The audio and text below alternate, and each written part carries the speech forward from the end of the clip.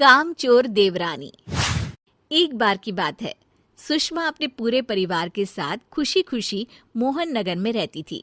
उसकी 2 बहुएं थी, पल्लवी और शिवानी। एक दिन दोनों बहुएं रसोई में काम कर रही होती है कि तभी उनकी सास सुषमा उन्हें बुलाती है। अरे बहू, जरा इधर तो आना। शिवानी, जरा जाकर देखना सासू माँ क्या कह रही हैं। दीदी, आप ही देख लो ना जाकर, आपको भी तो सुनाई दे रहा है। अरे मैं आटा गूंद रही हूँ ना, तुम चली जाओ। हाँ, तो मैं भी तो सब्जी काट रही हूँ ना दीदी। अरे बहू, जल्दी आओ। ओह, ये तो जाएगी नहीं। मैं ही जाकर देखती हूँ कि क्या करना है। पल्लवी सुषमा के कमरे में जाती है। जी मम्मी जी, क्या हुआ? शाम को घर पर कुछ मेहमान आने वाले हैं, तो तुम अच्छा सा खाना बना लेना बहू। ठीक है मम्मी जी, आप बता दीजिए क्या क्या बनाना है और कितने लोग आ रहे हैं।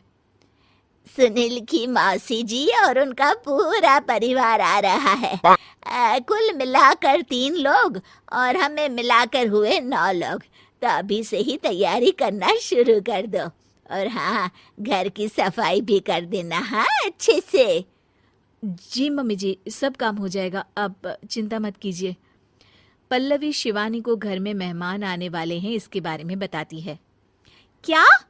9 लोगों का खाना बनाना होगा, घर की सफाई करनी है? बाप रे, सासू माँ ने तो हमें घर की नौकरानी ही समझ कर रखा है। ऐसा नहीं बोलते शिवानी, हम इस घर की बहू हैं और घर के काम करना हमारा फर्ज है। दीदी तो है ही सासू माँ की चमची, जब देखो सासू माँ सासू माँ। मैं तो इतना सारा काम नहीं करने वाली।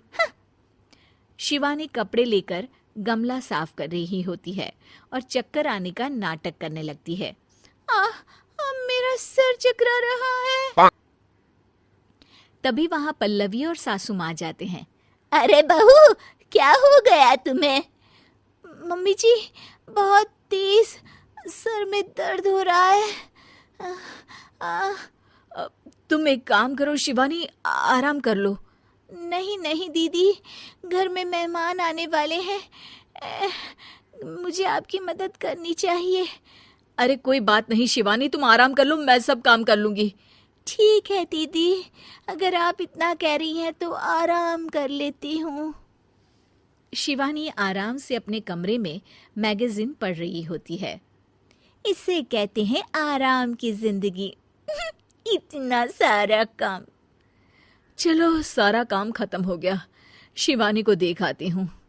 शिवानी अपने कमरे में ईयरफोन में गाने सुनते सुनते सो जाती है और उसके साइड में मैगजीन भी रखी होती है। पल्लवी वहां आ जाती है और वो सब देखती है। ओहो, तो मतलब सब काम चोरी का बहाना था। अभी बताती हूँ इसको। घर का सारा काम मुझे करना पड़ा और ये महारानी यहाँ मैगजीन पढ़ रही है, गाने सुन रही है। पल्लवी रसोई से एक प्लेट और चम्मच लेकर आती है और शिवानी को थाली बजाकर उठाने लगती है। शिवानी अचानक से उठती है। उठ गई महारानी, गाने भी सुन लिए, मैगजीन भी पढ़ ली। तुम तो बहुत बड़ी झूठी निकली शिवानी। तुमने सर दर्द का बहाना बनाया ताकि काम करने से बच सको। हाँ, बनाया बहाना, तो क्या करती, इतने सारे काम करती। मुझे कोई शौक नहीं है चापलूसी का। क्या चापलूसी? तुम्हें लगता है कि मैं सारे काम चापलूसी के लिए कर रही हूँ? और नहीं तो क्या। तभी वहां सासू माँ आ जाती हैं। अरे बहू, वो लोग बस आने ही वाले हैं, तुम तैयारियां कर लो। जी सासू माँ, तुझे तो मैं बाद में देखती हूँ। सब खाना खाने बैठते हैं और खाना शुरू करते हैं। तभी सुनील की मौसी बोलती है। वाह भाई वाह, खाना तो बहुत ही अच्छा बना है सुषमा जी, एक एक चीज में क्या स्वाद है। ये सुनकर शिवानी मुंह बना लेती है। उसे अपनी जेठानी की इतनी तारीफ रास नहीं आती। आपकी बहुएं तो बहुत ही अच्छा खाना बनाती हैं। हाँ, बनाती तो दोनों ही अच्छा है, पर आज ना ये सारा खाना बड़ी बहू ने बनाया है। छोटी बहू की तबीयत ठीक नहीं थी, सो इसलिए। मानना पड़ेगा सुषमा जी, आपकी बड़ी बहू तो बहुत ही गुणवान है। पल्लवी की तारीफ सुनकर शिवानी को जलन होती है। पल्लवी ये सुनकर खुश हो जाती है और शिवानी की तरफ देखकर उसे चिढ़ाती है। कुछ देर बाद मेहमानों के जाने का वक्त हो जाता है। मौसी जी सबके लिए उपहार लाई होती है। वो सबको शगुन के पैसे देती हैं और अंत में पल्लवी के पास आती है।